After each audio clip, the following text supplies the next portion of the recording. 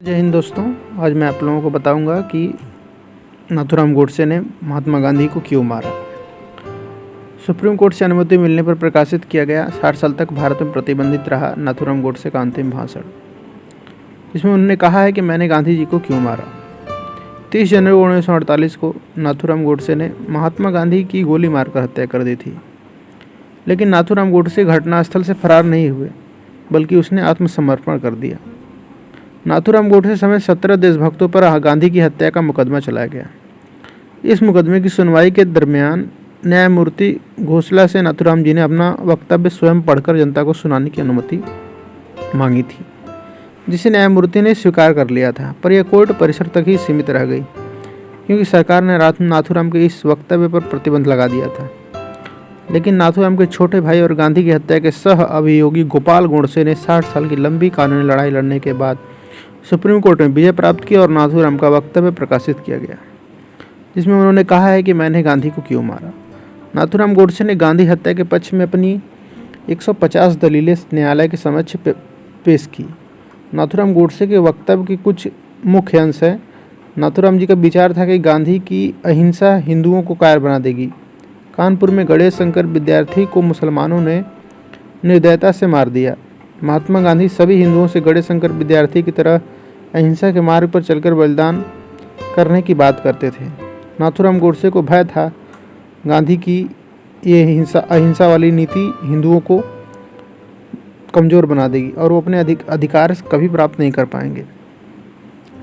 1919 को अमृतसर के जलियांवाला बाग हत्याकांड में पूरे देश में ब्रिटिश हुकूमत के खिलाफ आक्रोश तूफान पर था। भारतीय जनता इस नरसंहार के खलनायक जनरल डायर पर अपना अभियोग चलाने की मंशा लेकर गांधी के पास गई, लेकिन गांधी ने भारतवासियों को इस आग्रह को समर्थन देने से साफ मना कर दिया। महात्मा गांधी ने खिलाफत आंदोलन का समर्थन करके भारतीय राजनीति में सांप्रदायिकता का जहर घोल दिया। महात्मा गांधी खुद को मुसलमानों का हितैषी की तरह पेश करते थे। केरल के मोपला मुसलमानों द्वारा वहाँ के 1500 हिंदुओं को मारने और 2000 से अधिक हिंदुओं को मुसलमान बनाए जाने की घटना का विरोध तक नहीं कर सके। कांग्रेस के त्रिपुरा अधिवेशन में नेताजी सुभाष चंद्र बोस को बहुमत से कांग्रेस अध्यक्ष चुन लिया गया था, किंतु गांधी ने अपने प्रिय सीतारामैया का समर्थन करते रहे। गांधी ने सुभाष चंद्र बोस से जोर जबरदस्ती करके इस्तीफा देने के लिए मजबूर कर दिया। 23 मार्च 1931 को भगत सिंह, सुखदेव और राजगुरु को फांसी दे दी गई। पूरा देश इन वीर बालकों की फांसी को टालने के लिए महात्मा गांधी से प्रार्थना कर रहा था, लेकिन गांधी ने भगत सिंह की हिंसा को अनुचित ठहराते हुए देशवासियों की इस उचित मांग को अस्वीकार कर दिया। गांधी कश्मीर के हिंदू राजा हरि सिंह से कहा कि कश्मीर मुस्लिम बहुल क्षेत्र है, अतः वहाँ का शासक कोई मुसलमान होना चाहिए।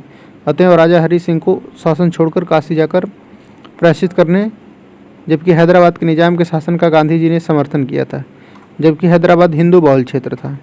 गांधी जी की नीतियाँ धर्म के साथ बदलती रहती थीं। उनकी मृत्यु के पश्चात सरदार पटेल ने सशक्त बलों के सहयोग से हैदराबाद को भारत में मिलाने का कार्य किया। गांधी के रहते ऐसा करना संभव नहीं होता। पाकिस्तान में हो रहे भीषण रक्तपात से किसी तरह से अपनी जान बचाकर भारत आने वाले विस्थापित हिंदुओं ने दिल्ली की खाली मस्जिदों में जब अस्थायी शरण ली, मुसलमानों ने मस्जिद में रहने वाले हिंदुओं का विरोध किया, जिसके आगे गांधी नतमस्तक हो गए।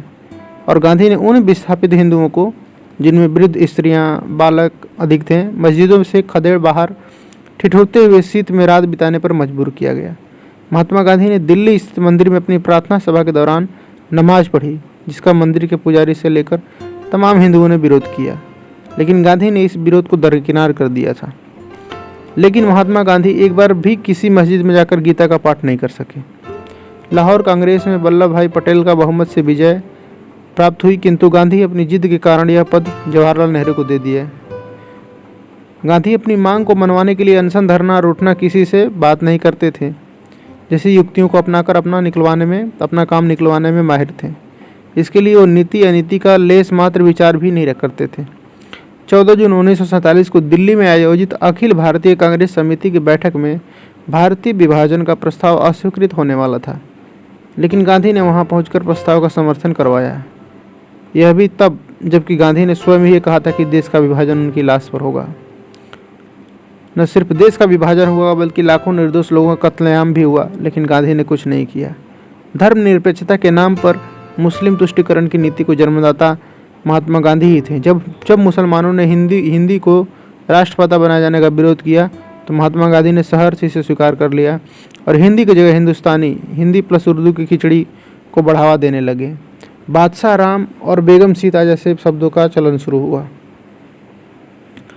कुछ एक मुसलमान वंदे मातरम गाने का विरोध करने लगे, पर महात्मा गांधी झुक गए और इस पावन गीत को भारत का राष्ट्रगान नहीं बनने दिया। गांधी ने अनेक अवसरों पर शिवाजी, महाराणा प्रताप व गुरु गोविंद सिंह को पथभ्रष्ट देशभक्त कहा। वहीं दूसरी ओर गांधी मोहम्मद अली जिन्ना को कायदे आजम कहकर पुकारते थे। कांग्रेस ने 1931 में स्वतंत्र भारत के राष्ट्रध्वज बनने के लिए एक समिति का गठन किया था। इस समिति ने सर्वसम्मति से चरखा अंकित भगवा वस्त्र को भारत का राष्ट्रध्वज के डिजाइन को मान्यता दी, किंतु गांधी जी की जिद के कारण उसे बदलकर तिरंगा कर दिया गया। जब सरदार पटेल नेतृत्व में सोमनाथ मंदिर का सरकारी व्यय पर पुनर्निर्माण का प्रस्ताव पारित किया, तब गांधी जी की जो कि मंत्रिमंडल के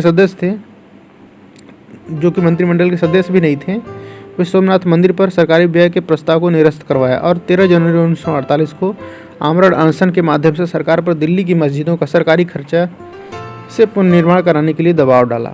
भारत को स्वतंत्रता के बाद पाकिस्तान को एक समझौते के तहत 75 करोड़ रुपए देने थे। भारत ने 20 करोड़ रुपए दे भी दिए थे, लेकिन इसी बीच 22 अक्टूबर 1947 को पाकिस्तान ने कश्मीर पर आक्रमण कर दिया। केंद्रीय मंत्रिमंडल ने आक्रमण को शुद्ध होकर 55 करोड़ की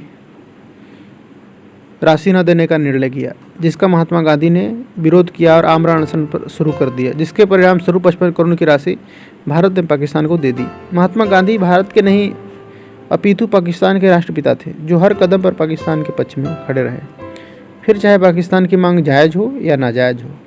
गांधी ने कदाचित इसकी परवाह नहीं की। उपरोक्त घटनाओं को देश विरोधी मानते हुए नाथूराम गोडसे जी ने महात्मा गांधी की हत्या को न्यायोचित ठहराने का प्रयास किया। नाथूराम ने न्यायालय में स्वीकार किया कि महात्मा गांधी बहुत बड़े देशभक्त थे। उन्होंने निस्वार्थ भाव से देश की सेवा की। मैं उनका बहुत आदर करता हूँ, लेकिन किसी भी देशभक्त को देश के टुकड़े करने के एक संप्रदाय के साथ पक्षपात करने की अनुमति नहीं दे सकता। गांधी की हत्या के सिवा मेरे पास कोई दूसरा उपाय नहीं था। नाथूराम गोडसे जी द्वारा अदालत में दिए गए मुख्य अंश। मैंने गांधी को नहीं मारा, मैंने गांधी का वध किया है। वो मेरे दुश्मन नहीं थे, परंतु उनके निर्णय राष्ट्र के लिए घातक साबित हो रहे थे। जब व्यक्ति के पास कोई रास्ता न बचे, तब वह मजबूरी में सही कार्य के लिए गलत रास्ता अपनाता है। मुस्लिम लीग और पाकिस्तान निर्माण की गलत नीति के प्रति गांधी की सकारात्मक प्रतिक्रिया ने ही मुझे मजबूर किया। पाकिस्तान को 55 करोड़ का भुगतान करने की गैरवाजिब मांग को लेकर गांधी अनशन पर बैठे। बंटवारे में पाकिस्तान से आ रहे हिंदुओं की आपबीती और दुर्दशा ने मुझे हिला कर रख दिया था। अखंड हिंदू राष्ट्र गांधी के कारण मुस्लिम लीग आगे घुटने टेक रहा था। बेटों के सामने माँ का खंडित होकर टुकड़े में बंटना, विभाजित होना असहनीय था। अपनी ही धरती पर हम परदेसी बन गए थे। मुस्लिम लीग की सारी गलत मांगों को गांधी मानते जा रहे थे। मैंने यह निर्णय किया कि भारत माँ को अब और विखंडित और दयनीय स्थिति में नहीं होने देना है, तो मुझे गांधी को मारना ही होगा। और मैंने इसलिए गांधी को मारा। मुझे पता है इसके लिए मुझे फांसी ही होगी और मैं इसके लिए भी तैयार हूँ। और हाँ, यदि मातृभूमि की रक्षा करना अपराध है, तो मैं अपराध बार बार करूँगा, हर बार करूँगा। और जब तक सिंध नदी पुनः अखंड हिंद में न बहने लगे, तब तक मेरी अस्थियों का विसर्जन नहीं करना है। मुझे फांसी देते वक्त मेरे एक हाथ में केसरिया ध्वज और दूसरे हाथे में अखंड भारत का नक्शा हो। मैं फांसी चढ़ते वक्त अखंड भारत की जय जय बोलकर चाहूँगा। हे भारत माँ, मुझे दुख है तेरे इतनी सेवा कर पाया। नाथूराम गोडसे। तो दोस्तों, ये थी पूरी कहानी कि उन्होंने महात्मा गांधी जी को क्यों मारा और इसके पीछे आपको अपना रीज़न दिए थे।